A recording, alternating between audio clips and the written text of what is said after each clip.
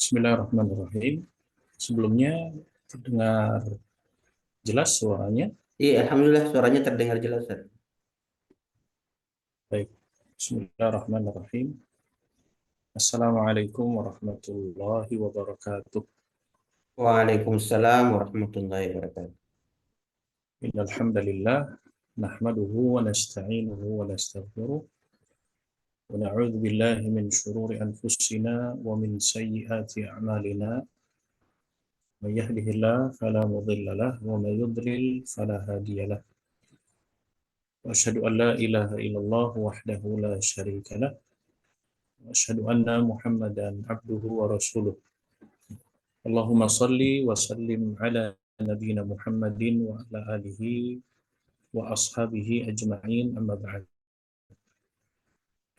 Para hadirin, para asatidzah, para peserta kajian talaqi kitab yang dimuliakan Allah Subhanahu wa taala, alhamdulillah di malam hari ini kita bermajelis kembali di majelis yang mudah-mudahan diberkahi oleh Allah Subhanahu wa taala, mengkaji asyru qawaidi fi tazkiyatin nafsi, 10 kaidah-kaidah dalam tazkiyatun nafs, buah karya Abdul Razak bin Abdul Muhsin Al-Badr hafizahullahu taala, yang alhamdulillah di pertemuan yang terakhir kita sudah bahas di kaidah yang pertama. Sekarang malam hari ini kita masuk di kaidah yang kedua. Silakan bagi yang memiliki makalahnya atau sudah ditampilkan di screen-nya, kita akan mulai di kaidah yang kedua. Qala al-muallif rahimahullah, penulis menyebutkan al-qa'idatu ats-tsaniyatu, kaidah yang kedua. Ad-du'a'u miftahu zakatin nufus. Doa adalah kunci dari penyucian jiwa. Qala an-nabiy sallallahu alaihi wasallam, laisa syai'un akrama 'ala Allah ta'ala min ad-du'a'i. Rasulullah sallallahu alaihi wasallam bersabda, laisa syai'un, tidak ada sesuatu, akrama 'ala Allah ta'ala, yang lebih mulia di sisi Allah Subhanahu wa taala, minad du'a, dibandingkan dari doa.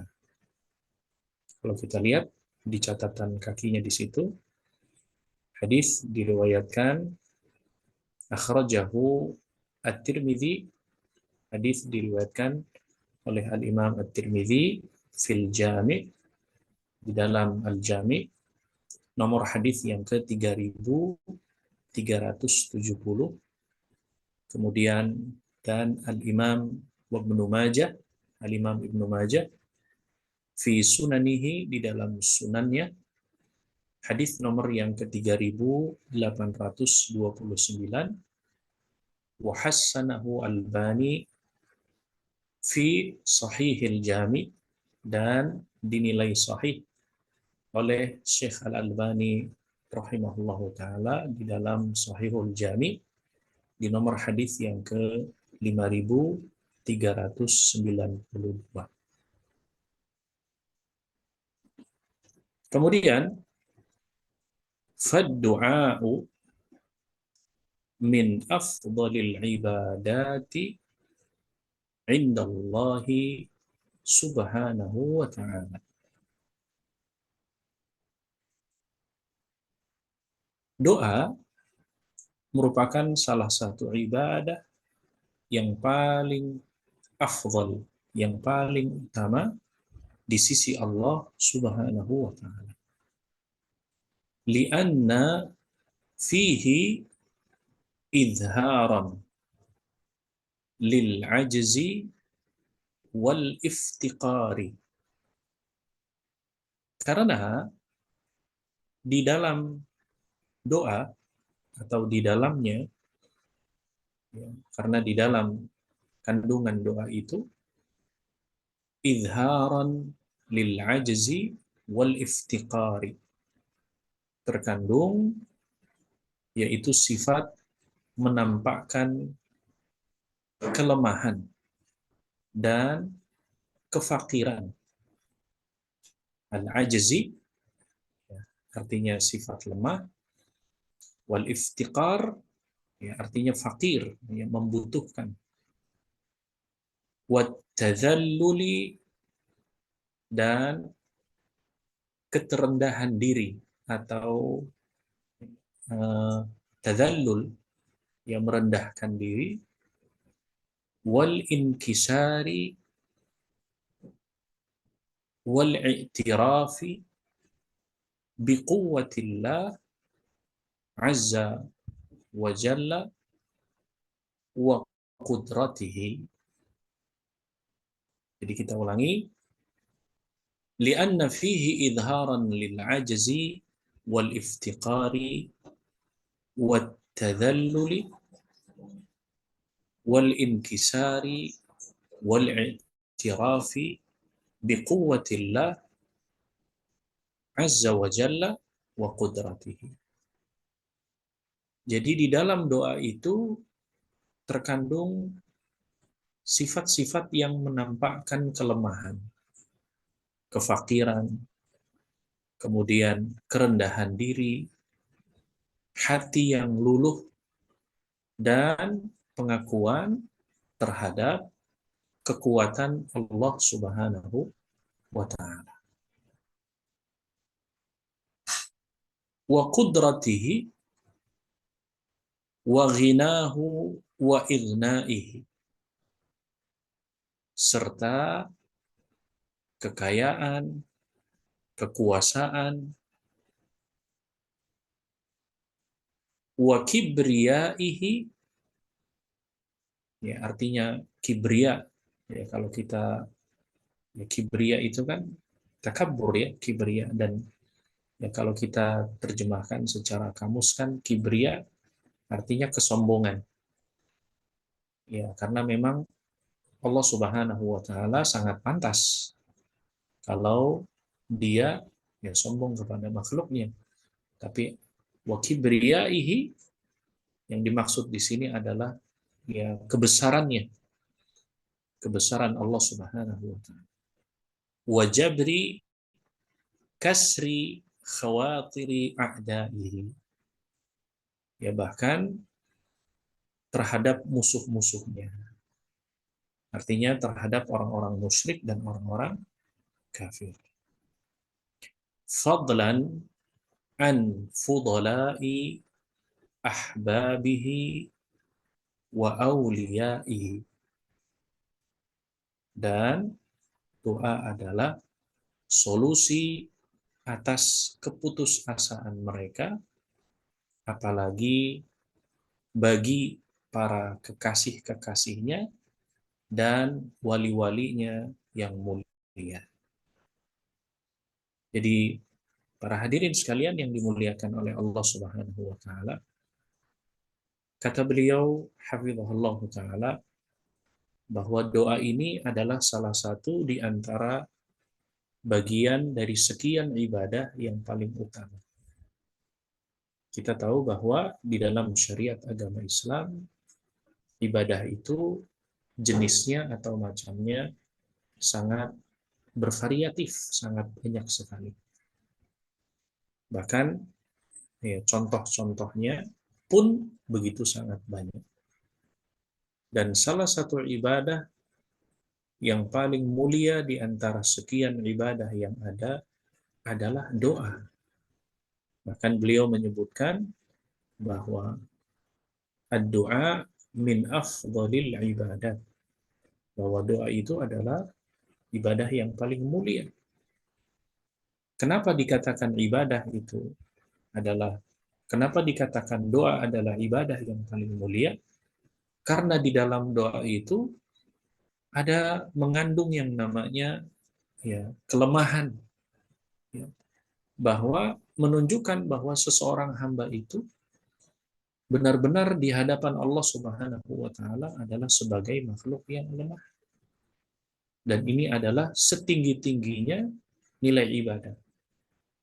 Artinya pengakuan seseorang hamba di hadapan Allah sebagai hamba yang lemah dan hamba yang benar-benar merendahkan diri kita di hadapan Allah, dan kemudian benar-benar kita ini butuh kepada Allah Subhanahu wa taala. Dan kita benar-benar mengakui kepada semua kekuasaan dan kekuatan Allah Subhanahu wa taala.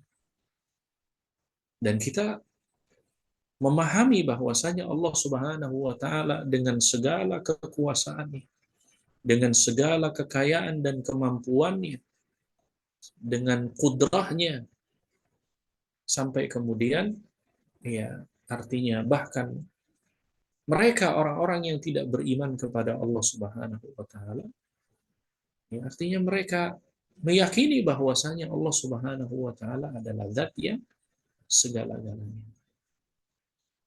Maka doa ini bagi seseorang yang beriman adalah salah satu jalan pintas, salah satu di antara bagian ibadah di mana seseorang ketika dihadapkan sesebuah dalam permasalahan, ketika sampai pada puncak keputusasaannya, maka dengan doa inilah Allah Subhanahu wa taala memberikan jalan keluarnya, apalagi kepada mereka fadlan an fudala'i ahbabihi wa awliyaihi, apalagi bagi mereka orang-orang yang merupakan kekasih-kekasihnya Allah, hamba-hamba yang dicintai oleh Allah, atau wali-walinya Allah Subhanahu wa taala. Di antara katakan walinya Allah artinya adalah mereka orang-orang yang beriman. Ya, kalau kita lihat penjelasan ini yang ada di catatan kakinya di situ, ya beliau tuliskan dalam catatan kakinya, ya, dari Mirqatul Mafatih Al-Masabih. Ini ditulis, ya, buku ini ditulis oleh bernama Al-Mula Ali Al-Qari rahimahullah ta'ala. Penulis ini wafat di tahun, mudah-mudahan tidak keliru, di tahun 1014 Hijriah. Ya, di dalam kitab Mirqatu Al-Mafati Syarh, ya, Mishkatul Al-Masabih, di jilid yang keempat di halaman yang ke 1528. Dan ini ditulis oleh Al-Mula Ali Al-Qari rahimahullah ta'ala yang wafat di tahun 1014 Hijriah. Baik, kita lanjutkan.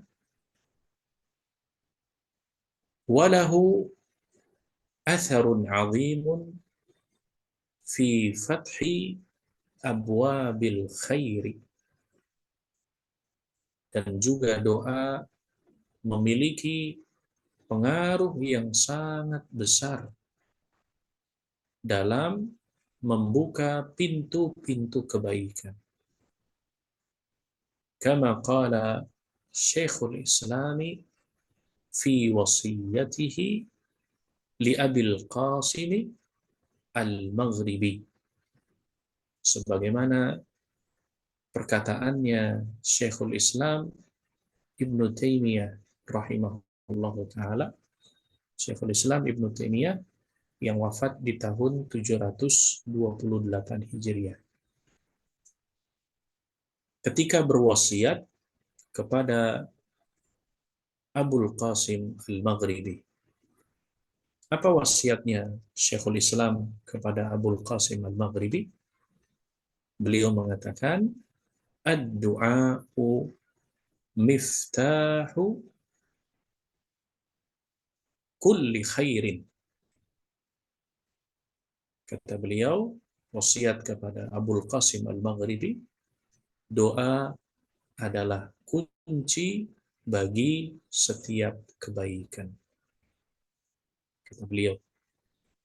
Nah, kalau kita lihat di catatan kakinya, di situ ada ya, nah, bahwa perkataan ini ada di dalam Majmu' Fatawa di jilid yang ke-10 di halaman yang ke-661. Jadi salah satu perkataan Syekhul Islam dalam masalah doa ini, ya, bahwa doa ini pengaruhnya sangat besar sekali. Bahkan dengan doa ini adalah membuka pintu-pintu kebaikan. Sebagaimana yang diucapkan oleh Syekhul Islam Ibnu Taimiyah. Baik, kemudian kita lanjutkan yang selanjutnya. Nah, fakullu khairin tarjuhu linafsika wa turiduhu min khairati ad-dunya wal akhirati. Semua kebaikan yang engkau harapkan dan engkau inginkan, baik berupa kebaikan-kebaikan di dunia maupun dan kebaikan-kebaikan di akhirat, fatlubhu minallah, maka mintalah kepada Allah Subhanahu wa taala, walja ilaihi fi nailihi wa tahsilihi, mintalah kepada Allah, fatlubhu minallah, walja ilaihi, dan bersandarlah kepadanya, fi nailihi wa tahsilihi, dalam meraih dan di dalam mewujudkannya.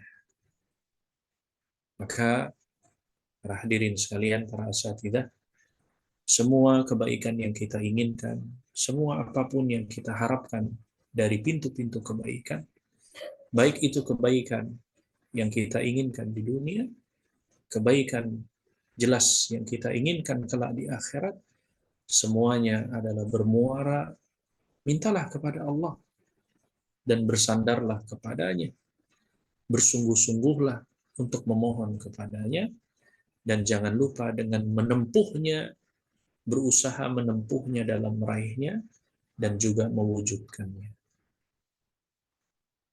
Kemudian beliau melanjutkan, waqad wa'adallahu subhanahu wa ta'ala man da'ahu wal taja'a ilaihi bil ijabati. Allah Subhanahu wa ta'ala telah berjanji, man da'ahu wal taja'a ilaihi bil ijabah. Allah berjanji akan mengabulkan doa orang-orang yang berdoa kepada Allah dan yang menyandarkan dirinya kepada Allah Subhanahu wa ta'ala. Wa qala faqala ta'ala, Allah Subhanahu wa ta'ala berfirman, wa qala rabbukum ud'uni astajib lakum.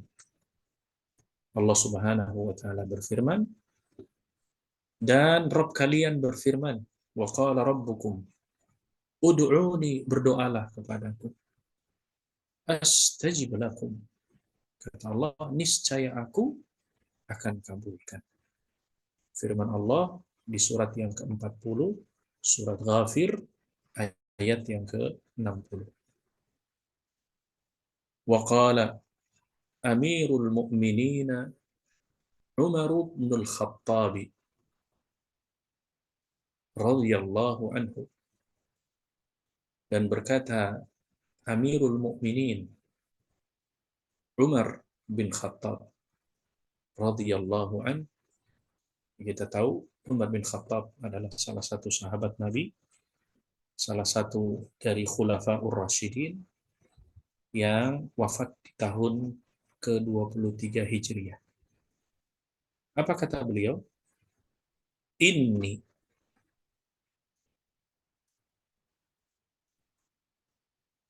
la ahmilu hammal ijabati wa innama, mohon maaf, inni la ahmilu hammal ijabati walakin hammad du'a. Inni la ahmilu hammal ijabati walakin hammad du'ai. Fa idza ulhimtu du'a fa innal ijabata ma'ahu. Kata Umar radhiyallahu anhu, Umar bin Khattab radhiyallahu anhu, inni la ahmilu hammal ijabati. Sesungguhnya aku itu tidak mementingkan tentang pentingnya suatu doa itu dikabulkan. Walakin hammad du'ai, justru yang paling terpenting bagiku,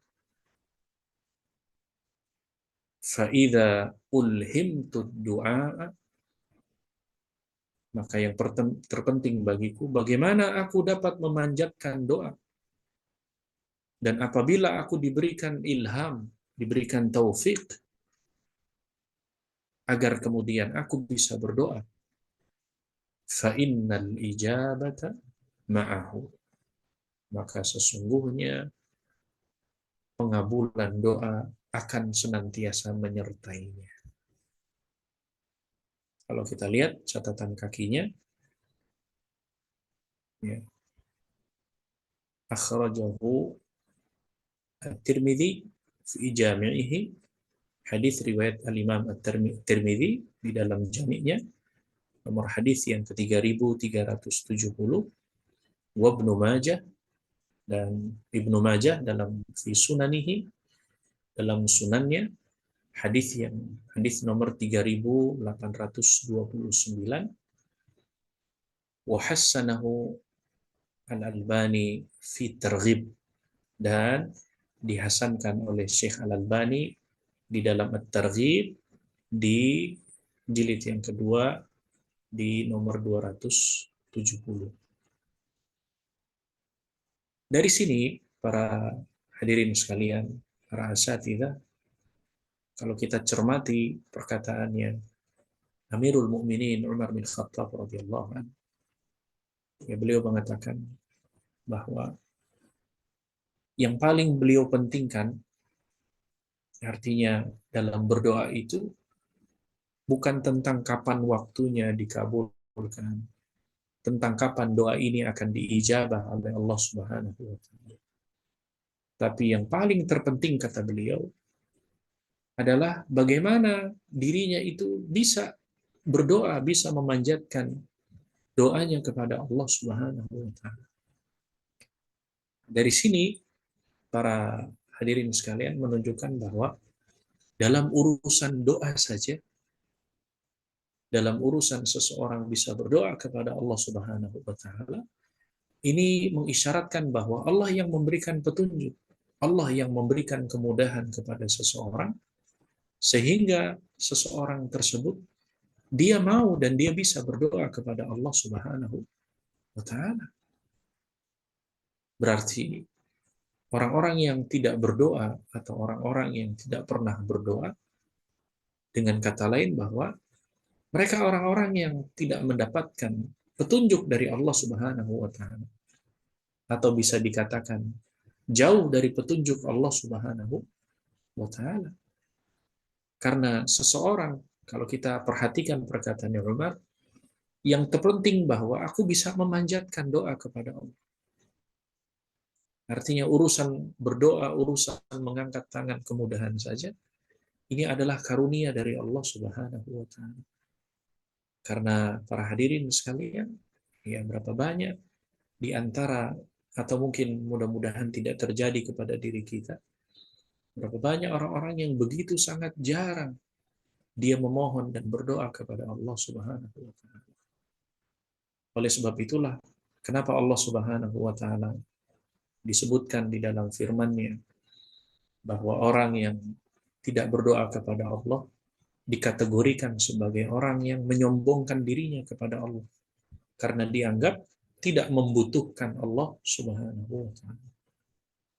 Makanya kata Umar, "Faida ulhimtud du'a." Apabila aku telah diberikan ilham, diberikan taufik agar bisa berdoa. Ya, artinya orang-orang yang bisa berdoa adalah orang-orang yang diberikan taufik oleh Allah. Orang-orang yang mendapatkan hidayah taufik, kemampuan untuk bisa memohon, untuk bisa bermunajat kepada Allah Subhanahu wa taala. Kata beliau, kalau seseorang sudah diberikan taufik untuk dia bisa bermunajat kepada Allah Subhanahu wa taala, apa kata beliau? Fa innal ijabata ma'ahu. Maka sungguh pengabulan doa itu akan senantiasa menyertainya.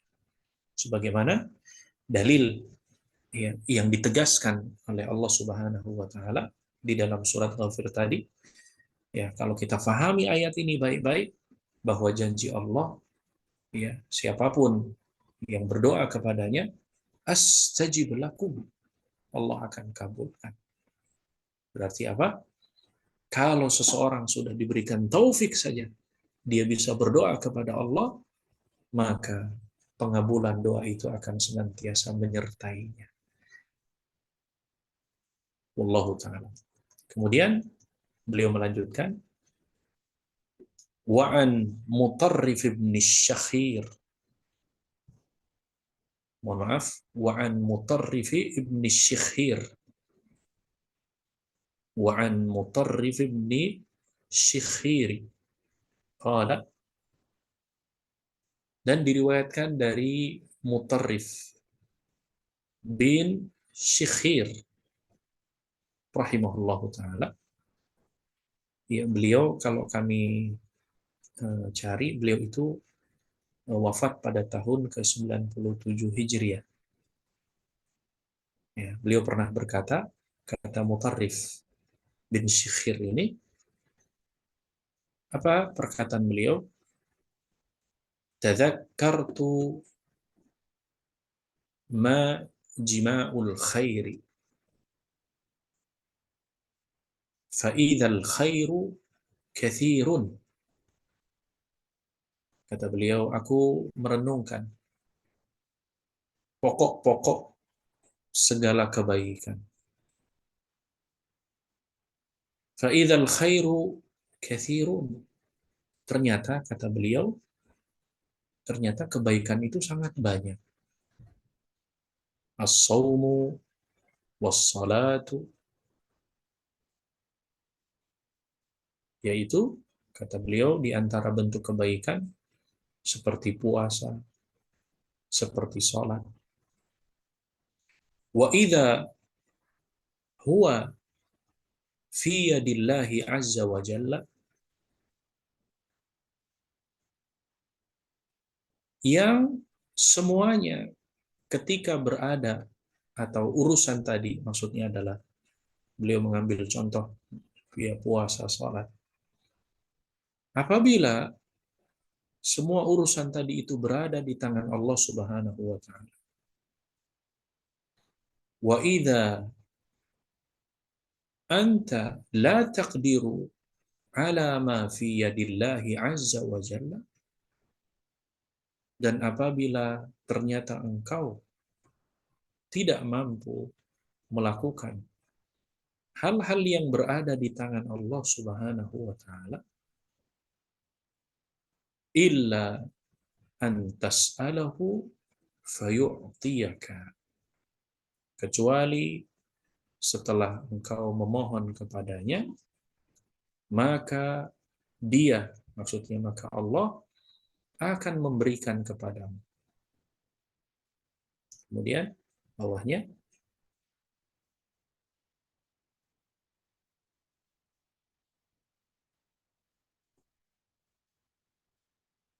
فَإِذَا جِمَاءُ الْخَيْرِ الدُّعَاءُ.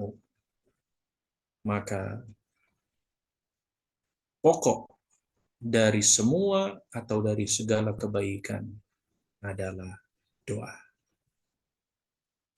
Ya, kalau kita lihat catatan kakinya, ya, akhrajahu al-Imam Ahmad fi Zuhdi.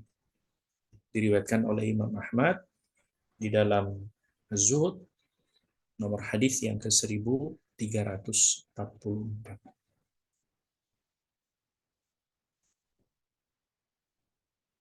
Para hadirin sekalian yang dimuliakan Allah Subhanahu wa taala.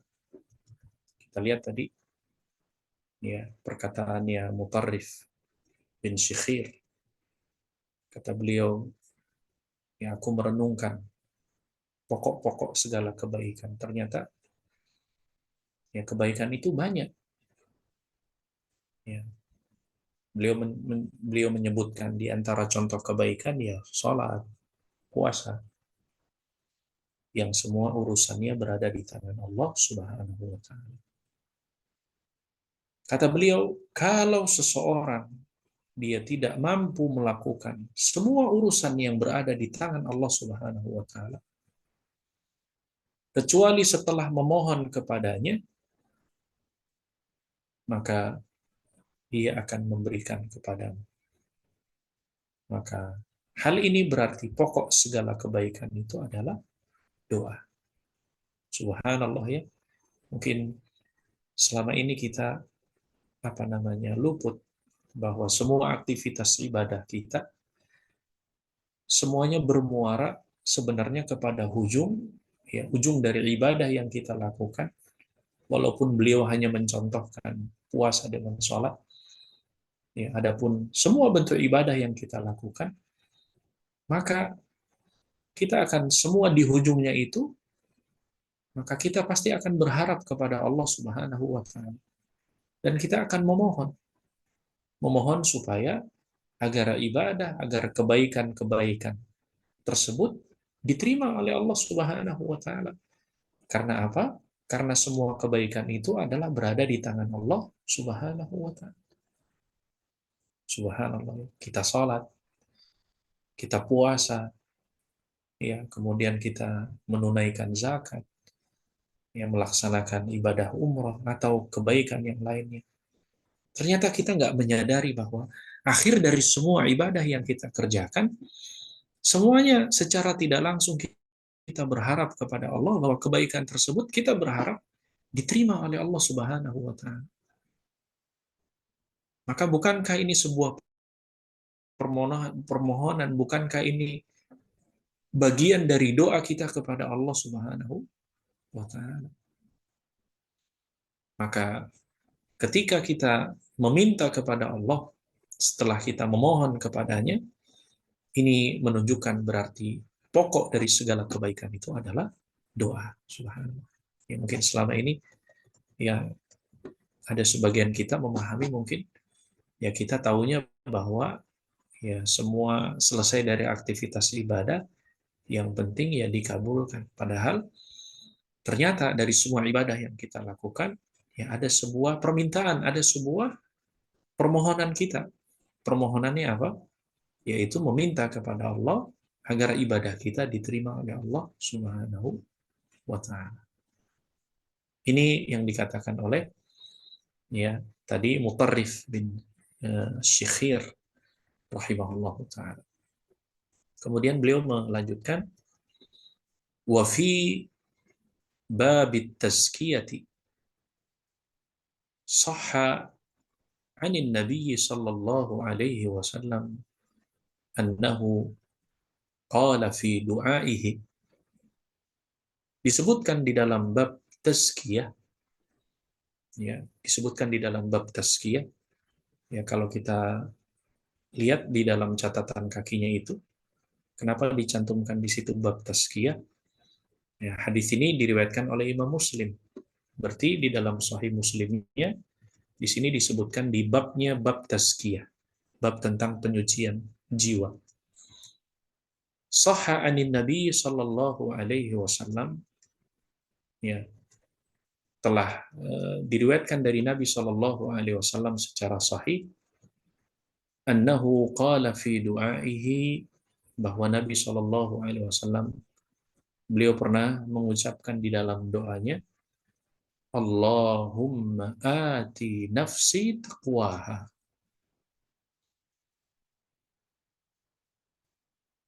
wa zakkiha anta khairu man zakkaha anta waliyuha wa maulaha. Sebagaimana ya doa yang mungkin ya sering kita ucapkan ya. Allahumma ati, masih di atas, nah itu. Allahumma ati nafsi taqwaha wa zakkiha anta khairu man zakkaha anta waliyuha wa maulaha. Ya Allah, ati nafsi taqwaha, ya Allah berikanlah diriku ini ketakwaan. Wa zakkiha anta khairu man zakkaha, sucikanlah karena engkau adalah sebaik-baiknya zat yang bisa mensucikannya. Anta waliyuha wa maulaha, engkaulah yang menguasai dan yang menjaganya. Ya, doa ini disebutkan, diriwayatkan oleh Imam Muslim di dalam sahihnya nomor hadis yang ke-2722. Kemudian kita lanjutkan. Wa fi hadzal du'a'i isyaratun wa tanbihun ala anna tazkiyatan nufusi biyadillahi subhanahu wa ta'ala allamil ghuyubi. Di dalam doa ini mengandung atau terdapat isyarat dan sekaligus peringatan bahwasanya tazkiyatun nufus, bahwasanya penyucian jiwa itu ada di tangan Allah Subhanahu wa ta'ala. Allamil ghuyub, zat yang satu-satunya mengetahui perkara-perkara yang gaib. Wa anna miftahaha al-a'zama huwa ad-du'a'u wal iftiqaru ila Allah ta'ala. Sedangkan kunci pembukanya yang mulia atau kunci pembukanya yang agung adalah doa. Wal iftiqar, dan merasa membutuhkan, merasa fakir ilallah ta'ala, merasa butuh di hadapan Allah Subhanahu wa ta'ala. Subhanallah. Jadi para hadirin, para asatidzah sekalian, bahwa doa yang biasa dipanjatkan oleh Nabi, bahwa terkandung di dalamnya isyarat dan sekaligus peringatan bahwa tazkiyatun nufus itu semuanya adalah di tangan Allah Subhanahu wa ta'ala. Ya, berarti siapa yang dikehendaki jiwanya bersih, maka al-amru biyadillah, perkara itu di tangan Allah. Sebaliknya, siapa yang jiwanya kotor, nah itu juga semuanya ada di tangan Allah Subhanahu wa ta'ala. Karena Allah yang paling paham, karena Allah adalah zat yang paling mengetahui tentang perkara-perkara yang gaib. Sementara miftahnya, kunci pembukanya, ya, artinya apa yang Allah kehendaki dan pembukanya yang mulia atau yang agung adalah doa yang senantiasa kita panjatkan kepada Allah Subhanahu wa ta'ala. Karena dengan doa itulah seorang hamba itu benar-benar dia butuh kepada Allah, benar-benar dia merendahkan dirinya kepada Allah, dia berharap, dia meminta kepada Allah agar kemudian jiwanya disucikan oleh Allah Subhanahu wa ta'ala lewat perantara-perantara doa yang diharapkan kepada Allah Subhanahu wa ta'ala. Walihada kana aktsaru du'ain Nabi sallallahu alaihi wasallam, oleh karena itulah di antara doa yang juga seringkali Nabi sallallahu alaihi wasallam beliau baca atau beliau berdoa, ya muqallibal qulubi Tsabbit qalbi ala dinika. Ya muqallibal qulub. Wahai zat yang membolak-balikan hati manusia, tsabbit qalbi ala dinika. Maka sabatkanlah, tetapkanlah hatiku di atas agamamu. Kita lihat, ya, hadis ini diriwayatkan oleh Al-Imam Al-Bukhari. Ya, tidak tercantum ya di situ. Yang jelas hadis ini disebutkan di dalam kitab Adabul Mufrad, ya, diriwayatkan oleh Al-Imam Al-Bukhari di nomor hadis yang ke-683. Juga Al-Imam At-Tirmidzi menyebutkan di dalam sunannya di nomor hadis yang ke-2140. Kemudian Al-Imam Ahmad juga menyebutkan, menuliskannya di dalam musnadnya beliau, yang nomor hadis yang ke-13.696. Dan inilah doa yang biasa Nabi SAW beliau ulang-ulang. Subhanallah, para hadirin sekalian, para asatidzah, kalau saja sosok Nabi yang merupakan duta-dutanya Allah, yang merupakan hamba kesayangan Allah, merupakan manusia pilihan yang diampuni dosanya, dijamin surganya. Tapi Nabi SAW, beliau selalu meminta kepada Allah, ya, agar kemudian hatinya itu disabatkan. Ya, salah satu di antara makna sabat bukan hanya sekedar diistiqamahkan, tetapi juga, ya, dibersihkan jiwanya dari semua bentuk penyakit-penyakit yang dapat mengotori jiwa tersebut, sehingga dengan jiwa yang bersih dia akan lurus di jalan agama Allah Subhanahu wa ta'ala. Kemudian kita lanjutkan. Famata ijtama'a 'ala al-'abdi qalbuhu wa sadaqat daruratuhu wa faqatuhu wa qawiya raja'uhu wa lam yata'ajjalil ijabata wa tahara al-awqati al-fadilata fala yakadu yuraddu du'a'uhu. Kata penulis rahimahullahu ta'ala, famata ijtama' 'ala al-'abdi qalbuhu. Ketika seseorang hamba itu benar-benar mengumpulkan hatinya, maksudnya adalah memfokuskan urusan hatinya, kemudian jujur dengan semua kebutuhan dan kekurangan-kekurangannya, dan kemudian kuat rasa harapnya, walam yata'ajjal ijabah, dan tidak tergesa-gesa supaya ingin dikabulkan, dan mencari waktu-waktu al-awqat al-fadilah, waktu-waktu berdoa yang utama, fala yakadu yaruddu du'a'uhu, maka fala yaruddu du'a'uhu, fala yakadu yuraddu du'a'uhu, maka niscaya doanya tidak akan ditolak. Mustahil, ya, doanya ditolak. Dengan catatan apa?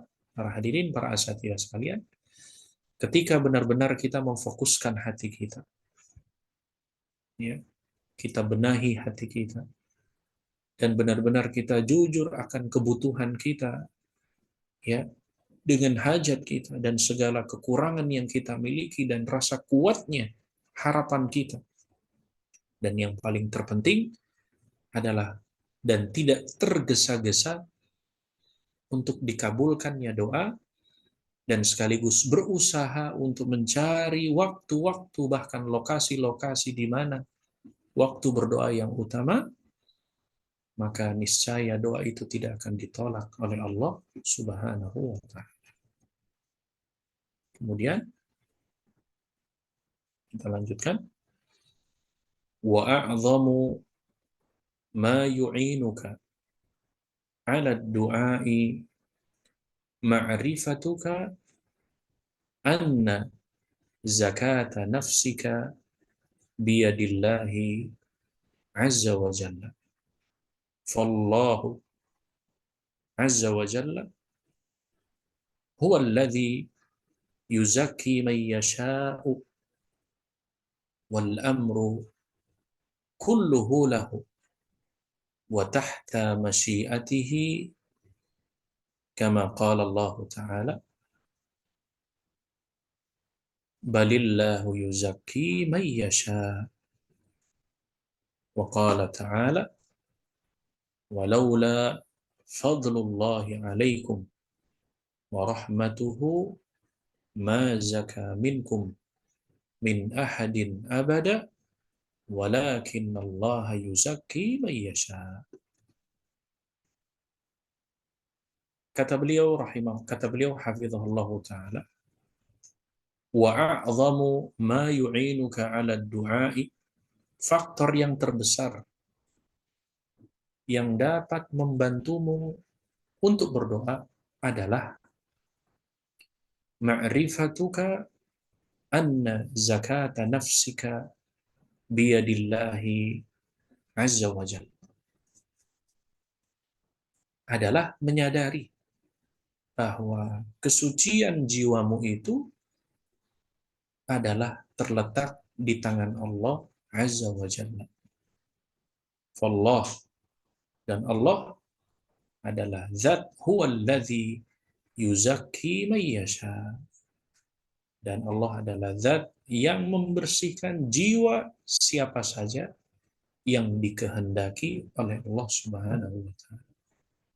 Wal amru kulluhu lahu, dan semua urusan adalah milik Allah Subhanahu wa taala. Wa tahta masyiatihi, dan semua urusan di bawah kehendaknya. Kama qala ta'ala, sebagaimana firman Allah Subhanahu wa taala, balillah yuzakki man yasha. Sebenarnya Allah lah yang membersihkan siapa saja yang Allah kehendaki. Ada di surat yang keempat, surat An-Nisa, di ayat yang ke-49.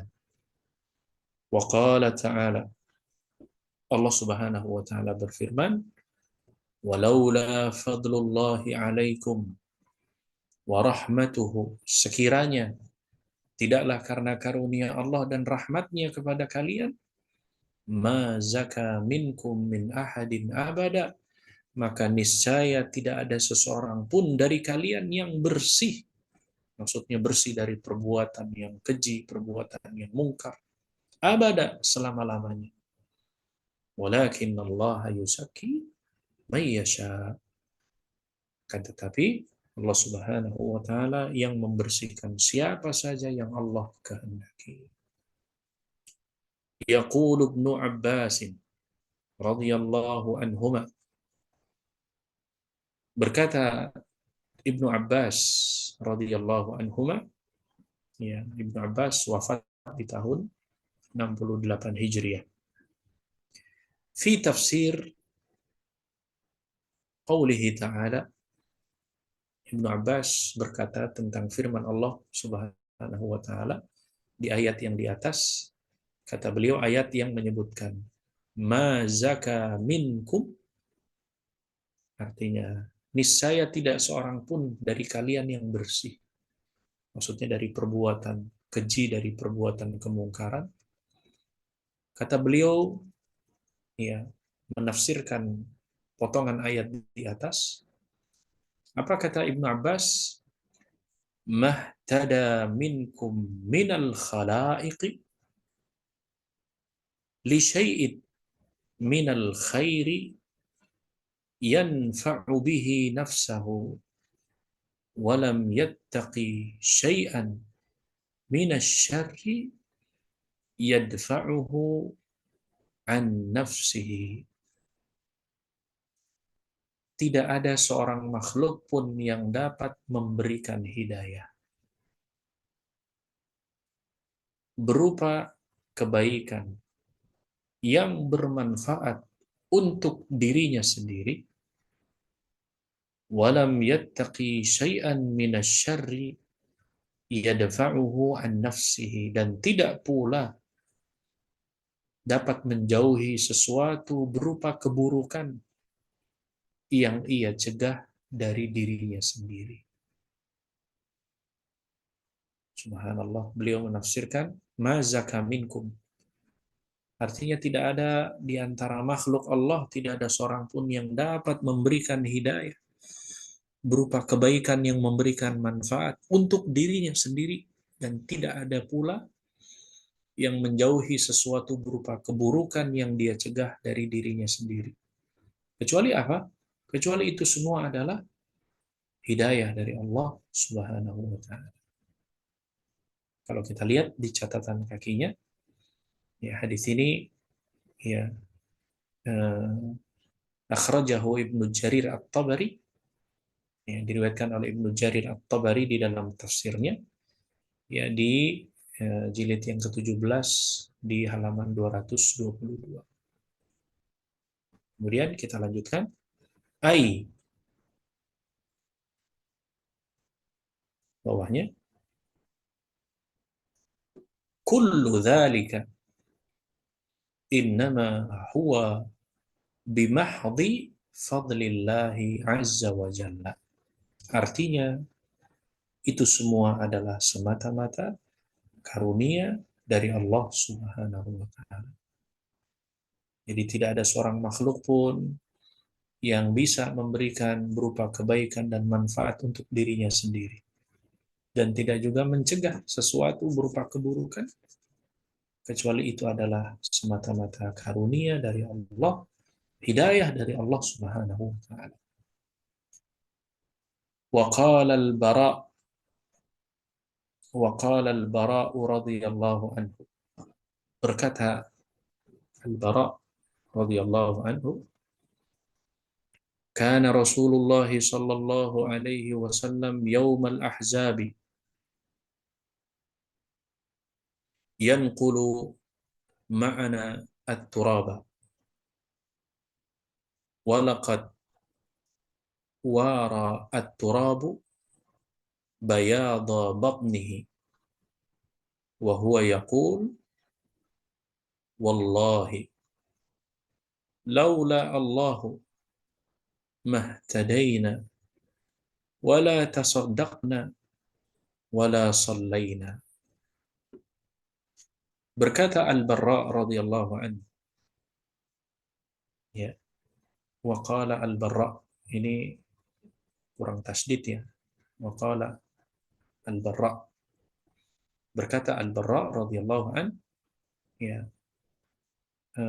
beliau wafat di tahun 72 Hijriah, bahwasanya Nabi Shallallahu alaihi wasallam Yaumul Ahzab, ketika terjadi perang Ahzab, yanqulu ma'ana turab, Nabi SAW bersama-sama dengan kami mengangkat tanah.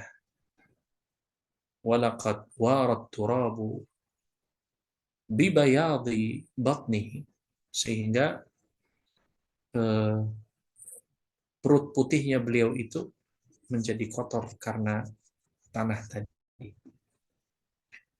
Dan kemudian wahuwa yaqulu, kemudian beliau berkata, ya, beliau bersenandung, wallahi laula Allahumma tadaina, ya Allah, sekiranya bukan karena Engkau, tidaklah kami mendapatkan petunjuk. Wala tasaddaqna wala sallaina, dan tidaklah kami bersedekah, dan juga kami tidak mendirikan salat. Subhanallah, ya. Kalau bukan karena Engkau, artinya kalau bukan karena petunjuk, bukan karena hidayah dari Allah, ya maka tidak bisa apa-apa. Ya, tidak bisa sedekah, tidak bisa salat. Subhanallah. Para hadirin, para satidah sekalian, ini menunjukkan bahwa ya semua ya urusan itu berada di tangan Allah Subhanahu wa taala. Kita lihat catatan kakinya, hadis riwayat Al-Imam Al-Bukhari, nomor hadis 4000 104. Kemudian dalam Sahih Muslim juga nomor hadis yang ke 1803, ya, walafdhu lahu, ya, dan lafadz ini miliknya, maksudnya lafadz hadis ini adalah lafadznya yang dituliskan oleh Al-Imam Muslim. Baik, kita lanjutkan. Fal hidayatu wal imanu wal khairu kulluhu biyadillahi wahdahu. Wa qad kana Rasulullah sallallahu alaihi wasallam yaghrisu hadzal amra fi nufusis sahabati radhiyallahu anhum wa yu'akkidu alaihi bistimrari. Fakana sallallahu alaihi wasallam yastahillu khitabahu biqaulihi man yahdihillahu fala mudilla lah wa man yudlil fala hadiyalah.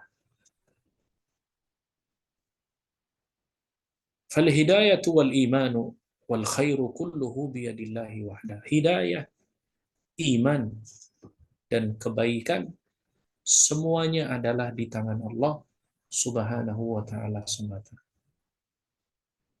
Waqad kana Rasulullah sallallahu alaihi wasallam yaghrisu hadzal amra fi nufusis sahabah radhiyallahu anhum.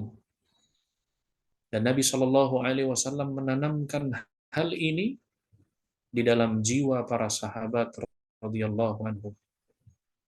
Wa yu'akkidu alaihi bistimrari, dan senantiasa menekankan, dan beliau berulang-ulang. Fakana sallallahu alaihi wasallam, dan Nabi sallallahu alaihi wasallam yastahillu khatabahu biqaulihi, dan Nabi sallallahu alaihi wasallam di antara pembuka khutbahnya beliau adalah biqaulihi may yahdihillahu fala mudilla lahu wa may yudlil fala hadiyalahu. Siapa yang diberikan hidayah oleh Allah, maka tidak ada seseorang pun yang dapat menyesatkannya.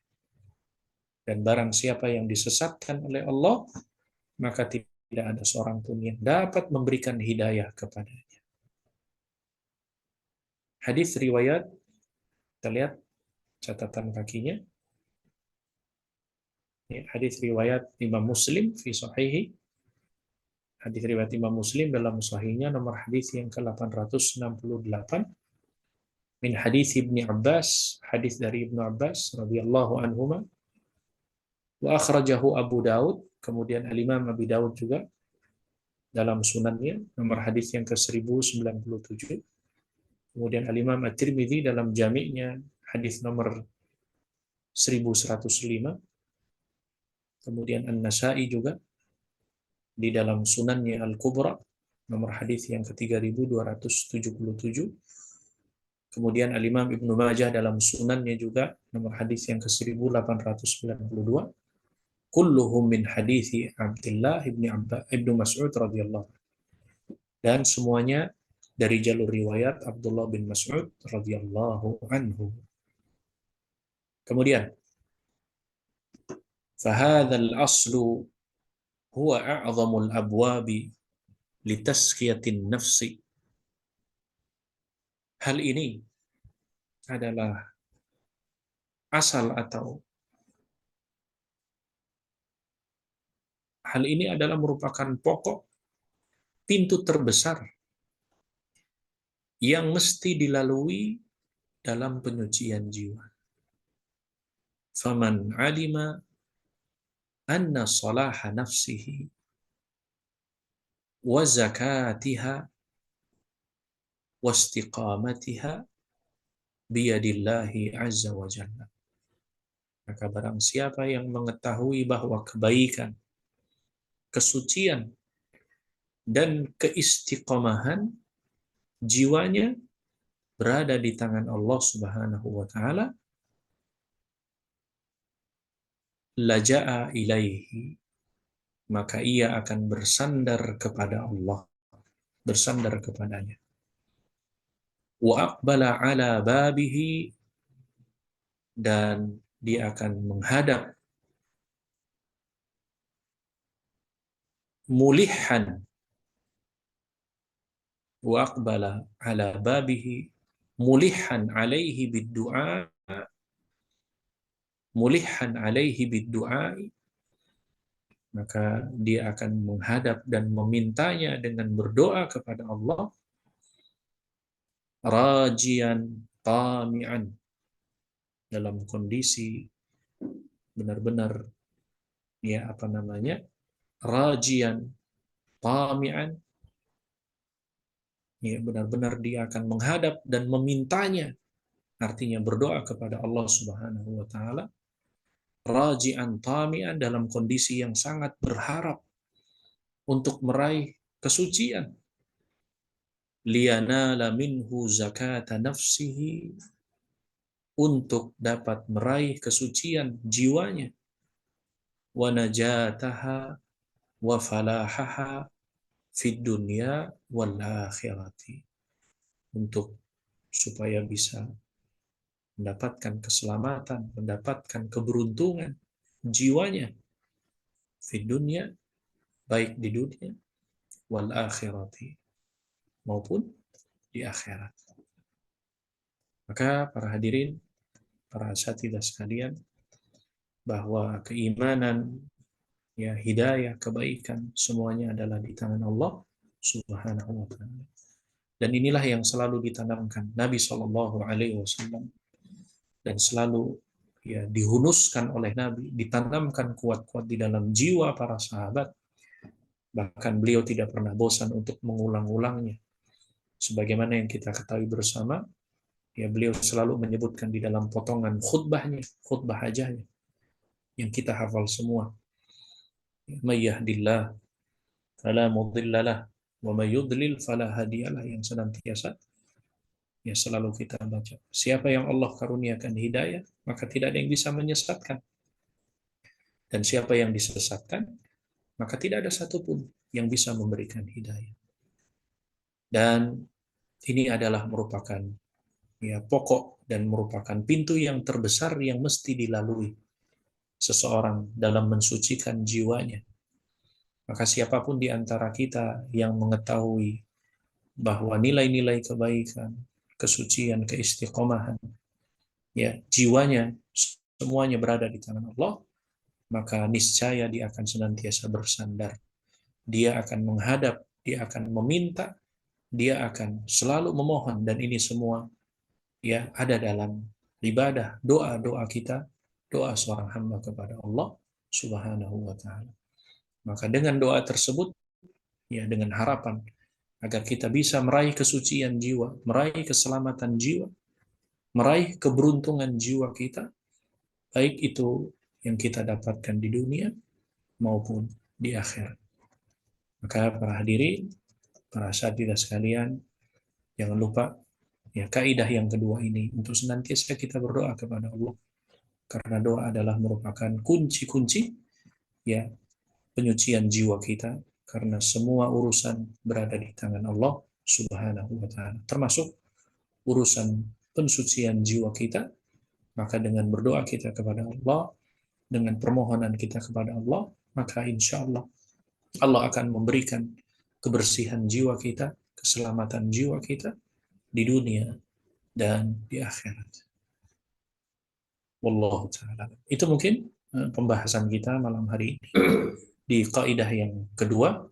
Mudah-mudahan ada manfaatnya. Wallahu ta'ala alam. Sallallahu ala nabiyina Muhammad wa ala alihi wa sahbihi ajma'in. Dan syukran jazakumullah khairan kita ucapkan kepada Ustadz kita, Ustadz Alfi Syahar, atas pemaparan materinya pada malam hari ini. Alhamdulillah sangat menarik kajian kita pada malam hari ini. Kita membahas tentang kaidah yang kedua, tentang kaidah dalam tazkiyatun nafs, dan kaidah yang kedua ini adalah berdoa, doa. Nah, di mana kita ketahui bahwasanya doa ini adalah tanda bahwasanya kita mempunyai hati yang suci, ya. Semakin kita semangat untuk berdoa, punya himmah untuk berdoa, itu menunjukkan bahwasanya hati kita suci. Dan sekaligus berdoa ini juga akan menjadikan kita mendapatkan kesucian hati tersebut, ya, karena yang memberikan kesucian hati itu adalah Allah Subhanahu wa taala, dan kepadanya kita memohon, ya, untuk dimudahkan di dalam hal ini.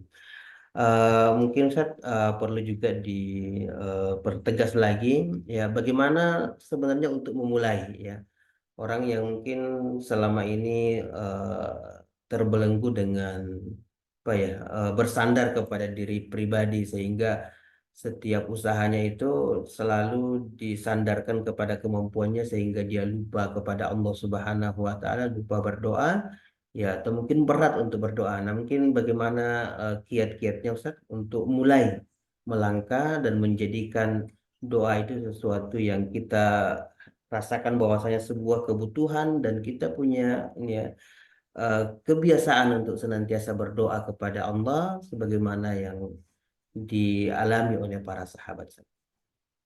Baik. Yang pertama, kalau kita cermati baik-baik bahwa kemudahan seseorang di dalam berdoa kepada Allah berarti mengisyaratkan bahwa kebersihan dari hatinya, ya. Seseorang yang dimudahkan oleh Allah Subhanahu wa taala untuk senantiasa berdoa kepada Allah berarti mengisyaratkan, menunjukkan bahwa kebersihan hatinya.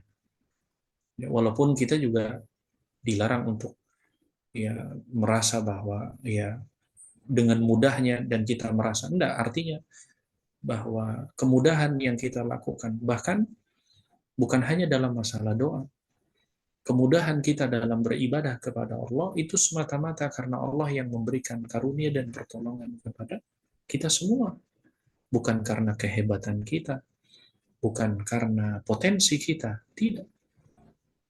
Jangan sampai kita termasuk orang-orang yang kemudian sebagaimana, ya, Allah ceritakan, ya, Allah abadikan di dalam Al-Quran tentang siapa itu, kisahnya Qarun. Ya, ketika Qarun Allah berikan, ya, karunia berupa apa yang diinginkan dari harta, ternyata apa? Bahwa ternyata dengan harta tersebut mengikis nilai-nilai spiritual yang ada di dalam diri Qarun, sampai dia mengatakan bahwa ini semua adalah karena ilmu yang saya miliki. Nah, dengan kalimat itulah yang justru mendatangkan murkanya Allah Subhanahu wa taala, yang tadinya Qarun ingin mulia di mata manusia dihinakan oleh Allah Subhanahu wa taala. Nah, maka jangan sampai, ya, kita termasuk mengikuti jejak-jejak yang demikian, bahwa semua kemudahan kita dalam beribadah, ya, bahkan dalam urusan, bukan hanya dalam urusan akhirat, bahkan dalam urusan dunia sekalipun, ketika kita merasa dimudahkan dalam menyelesaikan masalah urusan dunia, kemudian dimudahkan oleh Allah, ingat itu semua adalah bukan karena kehebatan kita, ya, karena Allah yang memberikan pertolongan kepada kita semua.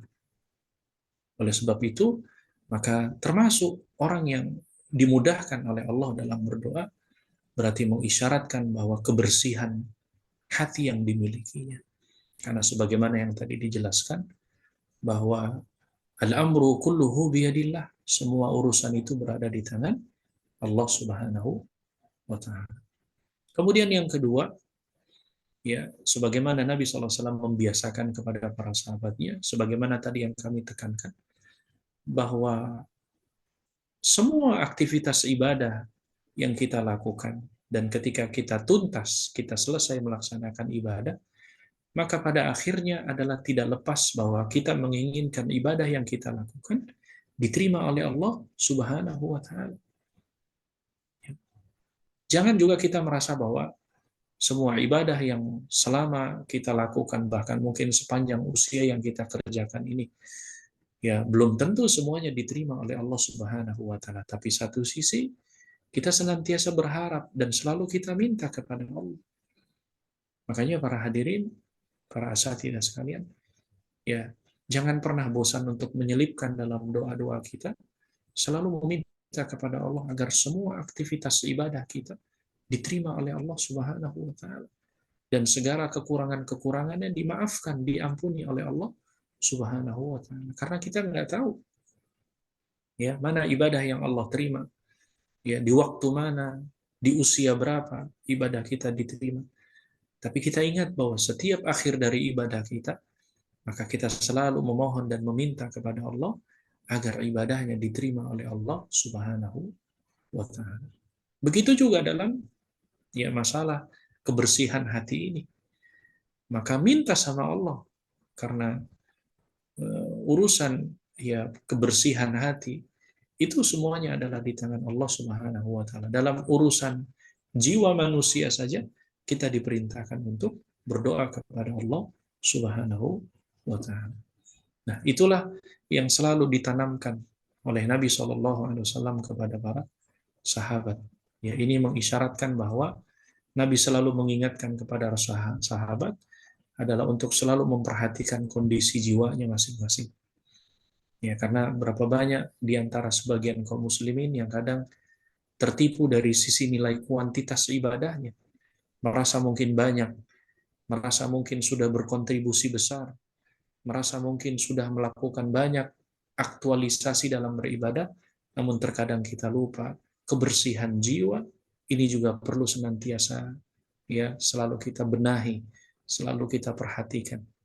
Ya, karena bisa jadi mungkin sebuah ibadah yang besar berangkat mungkin dari jiwa yang kurang baik, maka mungkin hanya sekian persen yang diterima oleh Allah Subhanahu wa taala.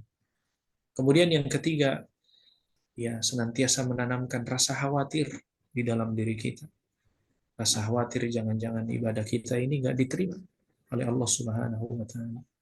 Ya, menanamkan rasa takut.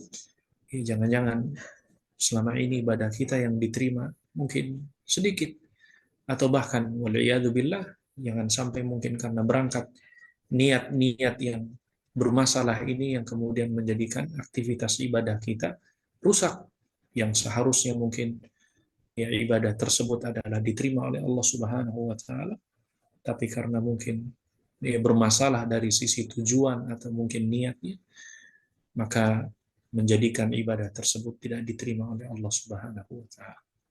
Kemudian yang keempat, dan doa ini penting, para hadirin, para sahabat sekalian, ya berdoalah terus kepada Allah, ya sebagaimana tadi ungkapannya Amirul Mukminin Umar bin Khattab, ya bahwa yang paling terpenting itu bukan menunggu kapan dikabulkannya doa, ya akan tetapi seseorang bisa berdoa kepada Allah dan diberikan taufik, maka pengkabulan doa itu akan senantiasa menyertai. Dan ingat, selama kita tidak minta agar doanya segera dikabulkan. Ini pernah dibahas juga di dalam kitab Tasihud Doa, karyanya Syekh Saleh Al-Munajjid, di antara etika, di antara adab seseorang dalam berdoa adalah yaitu tidak ya apa namanya tidak berharap, bukan tidak berharap, tidak bersegera memohon agar dikabulkannya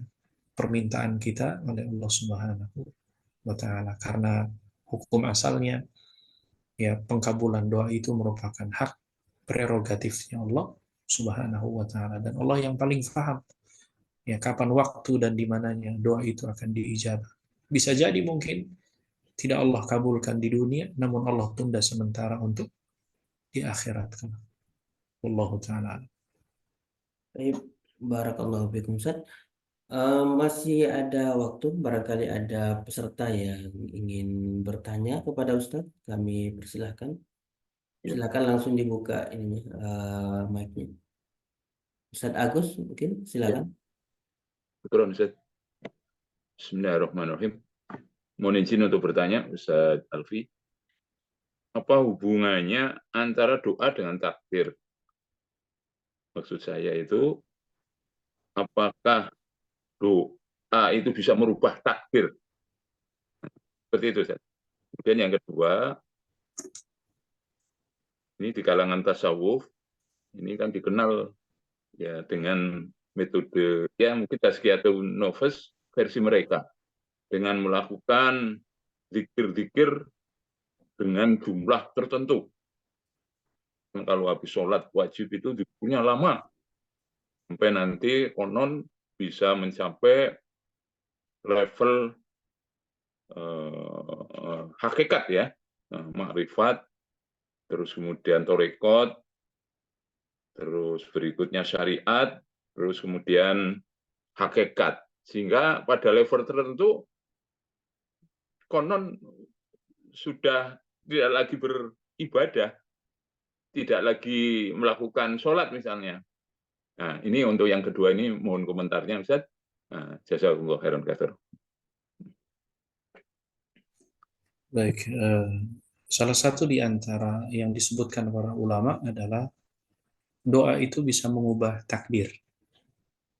Ya, salah satu di antara hal yang bisa mengubah takdir adalah dengan doa. Ya, karena tadi sebagaimana yang dijelaskan bahwa oleh sebab itulah kenapa para ulama itu menyebutkan bahwa orang yang berdoa itu tidak akan pernah rugi. Ya, disebutkan oleh ulama, orang yang berdoa itu mungkin dia mendapatkan satu di antara 3 bagian. Satu, bisa jadi dengan doanya itu apa yang ia minta Allah kabulkan. Yang kedua, bisa jadi apa yang dia inginkan itu Allah tunda sementara, nanti di akhirat tidak Allah berikan di dunia. Yang ketiga, dengan doanya itu Allah menghindari dirinya dari sesuatu yang menimpa dirinya. Dari doa tersebut, ya Allah hindarkan yang seharusnya dia ditakdirkan hari itu mungkin mendapatkan sesuatu yang buruk, maka dengan doa itu terhindar dari keburukan yang semestinya harus menimpa dirinya.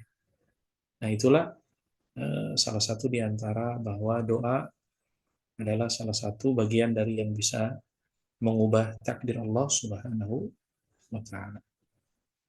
Yang kedua, metode apapun di dalam syariat agama Islam, terutama dalam masalah doa ini, ya kalau tadi mungkin tepatnya kalau orang-orang model-model yang tadi disebutkan ya kayak orang-orang tarekat, orang-orang sufi, ya karena pembahasan ini juga perlu dibahas panjang ya. Kalau berbicara tentang tasawuf, ya ada memang ulama juga yang menjelaskan tentang tasawuf, tapi yang tasawufnya yang benar gitu kan. Ya, berbicara tentang sufi misalkan. Ya, perlu dijelaskan lagi makna sufi ini, apakah ada sufi yang mu'tadilah, ada sufi yang munharifah kan gitu. Ya umumnya yang berkembang di Indonesia ya munharifah, yang menyimpang kan. Ya, salah satunya yang tadi disebutkan itu. Ketika melakukan zikir atau tadi doa-doa yang sudah dilakukan sekian puluh, sekian ratus, mungkin sekian ribu, maka akan berpindah kepada satu marhalah kepada marhalah yang lain misalkan. Yang tadi disebutkan sampai pada tingkatan yang paling tinggi, yang sebagaimana yang sering kita tahu ada yang namanya wihdatul wujud gitu ya. Jadi sudah bersatu antara Tuhan dengan hamba itu. Jadi orang yang seperti ini ya sudah menganggap bahwa Tuhan itu sudah bersatu dengan dirinya, sehingga tidak perlu lagi kemudian melaksanakan ibadah. Maka metode yang seperti ini adalah metode yang munharifah. Metode yang jelas menyimpang dari ajaran Islam yang benar. Ya, oleh sebab itu, ya kalau kita ingin mempelajari tasawuf, mempelajari tentang ya bagaimana hakikat sufi, ya tentunya dengan metode dan sumber-sumber yang sahih yang benar, ya sehingga kemudian tidak masuk dalam sebagaimana yang berkembang umumnya dilakukan oleh sebagian manusia. Maka yang disampaikan tadi yang kedua, jelas metode yang seperti itu adalah metode yang tidak pernah ya berasal atau tidak pernah diajarkan oleh Nabi Shallallahu Alaihi Wasallam. Ya, Dalam agama kita diajarkan bagaimana zikir. Ya, zikir juga dijelaskan. Ada zikir yang mutlak, ada zikir yang muqayyad, zikir yang boleh kapan saja dilakukan, tidak terikat dengan bilangan, tidak terikat dengan waktu dan jumlah, kapanpun. Ada zikir yang muqayyad, ada zikir yang terikat, ya, waktu dengan jumlah yang harus diucapkan. Ya, kemudian doa juga, ya, doa juga ada tuntunannya, doa juga ada adabnya. Ya, banyak dijelaskan para ulama tentang adab-adab ya berdoa. Maka apa yang disampaikan tadi, wallahu ta'ala alam, sepanjang sepengetahuan kami, ya metode yang munharif, ya metode yang menyimpang dari apa yang diajarkan oleh Nabi Shallallahu Alaihi Wasallam. Wallahu ta'ala alam. Baik, syukran jazakumullah khairan Ustaz. Alhamdulillah ya kami ingatkan lagi kepada para peserta bahwasanya doa ini adalah kunci untuk mendapatkan kesucian jiwa, dan memang kita sangat layak untuk meminta kepada Allah karena hati kita berada di tangan Allah. Bahkan Rasulullah Shallallahu Alaihi Wasallam senantiasa berdoa kepada Allah agar diberikan sabar. Kemudian para peserta sekalian, kami ingatkan insya Allah jadwal kita berikutnya pada malam Rabu ya tanggal 27 Mei dengan pembahasan insya Allah akan dilanjutkan ke kaidah yang ketiga tentang ya Al-Quran adalah sumber daripada tazkiyah. Terima syukran jazakumullah khairan, kita kembali ucapkan kepada Ustadz kita Ustadz Alfi Syahar, dan juga kami ucapkan syukuran wa jazakumullah khairan kepada para peserta ya. Mudah-mudahan kita kembali bertemu pada pertemuan yang akan datang. Kita tutup majelis kita pada malam hari ini dengan membaca doa kafaratul majelis. Subhanakallahumma bihamdik asyhadu an la ilaha illa anta astaghfiruka wa atubu ilaik. Wassalamualaikum warahmatullahi wabarakatuh. Waalaikumsalam.